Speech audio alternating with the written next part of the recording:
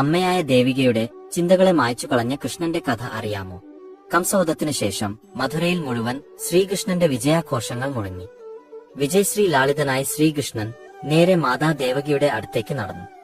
കാരാഗ്രഹത്തിൽ വെച്ച് ദേവകി മാതാവ് ശ്രീകൃഷ്ണനെ കണ്ടപ്പോൾ അദ്ദേഹത്തെ വാത്സല്യത്തോടെ കെട്ടിപ്പിടിച്ചു. കണ്ണുകൾ നിറഞ്ഞ് ദേവകി പറഞ്ഞു, കൃഷ്ണ, ഇവിടെ വെച്ചാണ് കംസൻ എന്റെ 6 പുത്രന്മാരെയും ക്രൂരമായി കൊന്നത്. നീ ദേവനാണ്, എന്റെ മക്കളെ നിനക്ക് തിരികെ നൽകാൻ കഴിയും. മാതാ ദേവകിയുടെ ദുഃഖം നിറഞ്ഞ വാക്കുകൾ കേട്ട് ശ്രീകൃഷ്ണൻ പറഞ്ഞു, മാതേ, അവിടുന്ന് പറഞ്ഞത് സത്യമാണ്. ഞാൻ സാക്ഷാൽ നാരായണനാണ്. ഈ ലോകത്തിന്റെ മുഴുവൻ സൃഷ്ടാവ് ഞാനാണ്. അമ്മയുടെ പുത്രന്മാർ ഇപ്പോഴും പാതാള ലോകത്താണ്. അമ്മയുടെ ആഗ്രഹം ഞാൻ നിറവേറ്റും. അങ്ങനെ ശ്രീകൃഷ്ണൻ പാതാള ലോകത്തേക്ക് പുറപ്പെട്ടു. അവിടെ നിന്ന് ദേവകിയുടെ 6 പുത്രന്മാരെയും തിരികെ ഭൂമിയിലേക്ക് കൊണ്ടുവന്നു.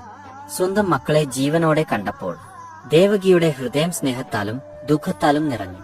അവർ ഓരോ പുത്രനെയും വാരിപ്പുണർന്നു. കണ്ണുകളിൽ നിന്ന് ആനന്ദകണ്ണീർ ഒഴുകി. തുടർന്ന് ശ്രീകൃഷ്ണൻ പറഞ്ഞു, മാതേ, അവിടുത്തെ ആഗ്രഹപ്രകാരം ഞാൻ അമ്മയുടെ എല്ലാ പുത്രന്മാരെയും തിരികെ നൽകിയിരിക്കുന്നു.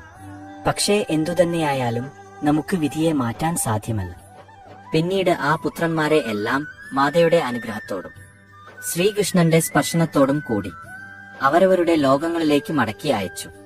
ഇതെല്ലാം കണ്ടുനിന്ന ബലരാമൻ പറഞ്ഞു, കൃഷ്ണ, നീ സാക്ഷാൽ നാരായണനാണെന്ന് നീ തെളിയിച്ചിരിക്കുന്നു. ഇല്ല, ഞാൻ അങ്ങനെ ചെയ്യാൻ അനുവദിക്കില്ല. മാതയുടെ ആഗ്രഹം പൂർത്തിയായിരിക്കുന്നു. ഇപ്പോൾ ഈ സംഭവത്തിനെ എല്ലാവരുടെയും ഓർമ്മകളിൽ നിന്ന് മായ്ച്ചു കളയേണ്ട സമയമാണ്. തന്റെ ദിവ്യമായ ലീല ഉപയോഗിച്ച് ശ്രീകൃഷ്ണൻ ആ സംഭവത്തെ എല്ലാവരുടെയും ഓർമ്മകളിൽ നിന്ന് മായ്ച്ചു കളഞ്ഞു. ഭഗവാൻ ശ്രീകൃഷ്ണന്റെ ഈ ചെറിയ കഥ നിങ്ങൾക്ക് ഇഷ്ടമായാൽ ലൈക്ക് ആൻഡ് സബ്സ്ക്രൈബ് ചെയ്യുക. ഓം നമോ ഭഗവതേ വാസുദേവായ.